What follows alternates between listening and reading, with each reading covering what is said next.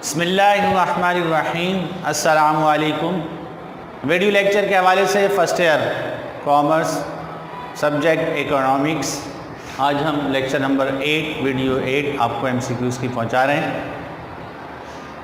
इसमें सबसे पहला सप्लाई कर्व इज़ ये हम पढ़ चुके हैं। OX पर जो है वो सप्लाई और OY पर जो है वो प्राइस। सप्लाई कर्व ये लेफ़्ट टू राइट अपवर्ड होता है, डायरेक्ट रिलेशन है, पॉजिटिव रिलेशन है। तो left to right upward, price बढ़ती है सप्लाई भी बढ़ती है, प्राइस कम होती है तो सप्लाई भी कम होती है। तो ये स्लोप से मुतालिक पूछ रहे हैं। Supply curve is upward slope, downward slope, horizontal, vertical. तो ये आपके सामने मौजूद है। अपवर्ड स्लोप, अगर लेफ़्ट टू राइट लिखा हो, लेफ़्ट टू राइट अपवर्ड, तो फिर वो जवाब ज़्यादा परफेक्ट होगा। तो ये अपवर्ड स्लोप है।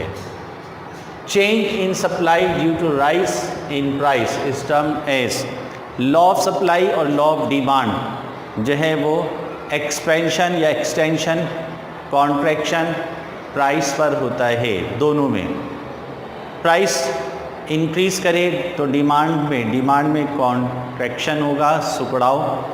प्राइस डिक्रीज़ करे तो डिमांड में एक्सपेंशन होगा।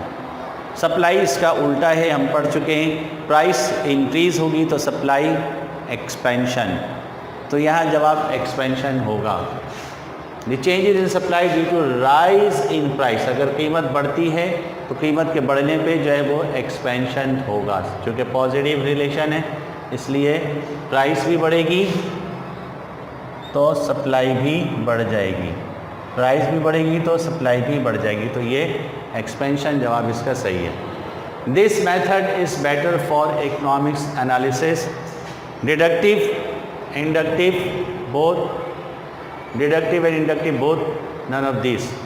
तो ये मेथड ज़्यादा बेहतर है। एक में सिर्फ इल्मी जो है वो फैक्ट बताना, दूसरे में जो है वो प्रीवियस सारे रिकॉर्ड्स को रखते हुए जो है ऑब्ज़र्व करना और फिर रिज़ल्ट बताना। तो ये ज़्यादा है कि इसको इल्म भी हासिल किया जाए, उसका जो एक्सपेरिमेंट भी किया जाए। डिमांड कर्व जो है वो पॉजिटिव स्लोप होता है, नेगेटिव स्लोप होता है, zero, none of this. Supply ये तो एस सप्लाई है, इसका तो ये पॉजिटिव है, left to right upward positive होता है। डिमांड हम पढ़ चुके हैं, left to right downward. Price बढ़ेगी तो डिमांड कम होगी, प्राइस बढ़ेगी तो डिमांड कम होगी। तो ये नेगेटिव स्लोप है, इसका ये पॉजिटिव स्लोप। तो इसका जवाब जो है वो डिमांड कर्व का नेगेटिव स्लोप है। नेगेटिव स्लोप ये जवाब बिल्कुल परफेक्ट है। सप्लाई कर्व हमारे सामने मौजूद है, लेफ़्ट टू राइट अपवर्ड, ये पॉजिटिव स्लोप है। तो पॉजिटिव स्लोप इसका जवाब है, पॉजिटिव स्लोप। फिर wants become demand when it is backed by, ये हम जानते हैं कि इंसान की डिज़ायर, इंसान की वॉन्ट्स उस वक्त जो है वो डिमांड में कन्वर्ट होती है जबकि उसमें दो चीज़ें मौजूद हों। एक विलिंगनेस टू परचेज, ख़रीदने का पक्का इरादा, मुसम्मम इरादा हो, और दूसरा परचेजिंग पावर। ये हम डेफिनेशन में पढ़ चुके हैं, basic two elements of demand. तो जो है वो इसमें दो चीज़ों में से एक मौजूद है, परचेजिंग पावर। तो ये जवाब सही है, परचेजिंग पावर। डिमांड बॉन्ड जो है उस वक्त डिमांड में कन्वर्ट होगी जब परचेजिंग पावर हो, विलिंगनेस टू परचेज, तो इसमें से एक एलिमेंट दिया है, तो ये जवाब सही है। फिर Adam Smith wrote the first book of economics, the first economics book in the year AD 776 में जो है आदम स्मिथ ने जो है वो अपनी इकोनॉमिक्स की बुक लिखी है। उस इकोनॉमिक्स की बुक का नाम हम प्रीवियस लेक्चर्स में MCQs में पढ़ चुके हैं, an inquiry into the nature of nation. तो जो है वो ये जवाब 1776 सही है। The elasticity of demand for luxuries is greater than 1, एक से ज़्यादा।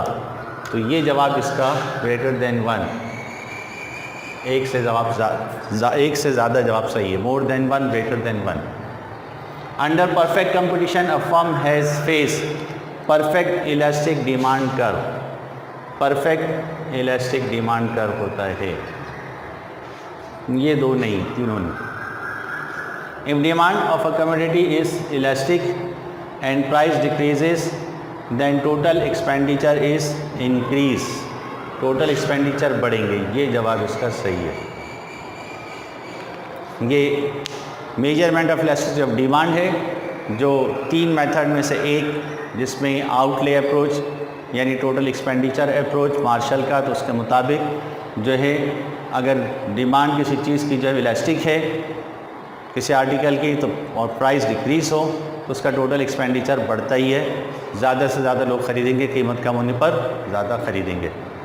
तो ये स्टूडेंट ये 10 MCQs आपके सामने और आ गए, इनको भी आप लिख लें, याद कर लें, ताकि हमारा जो मेजर पोर्शन है MCQs का उसमें हम मार्क्स गेन कर सकें। अगले वीडियो लेक्चर तक के लिए जो है इजाज़त दें। अल्लाह हाफ़िज़, अस्सलामु अलैकुम।